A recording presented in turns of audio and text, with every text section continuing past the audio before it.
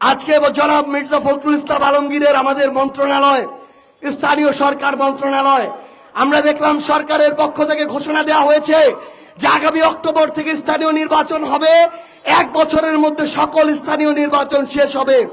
আমরা বিএনপি সরকারকে এটার জন্য ধন্যবাদ জানাতে চাই, কিন্তু একটা হুঁশিয়ারি দিতে চাই, একটা সতর্কতা দিতে চাই, একটা আলটিমেটাম দিতে চাই।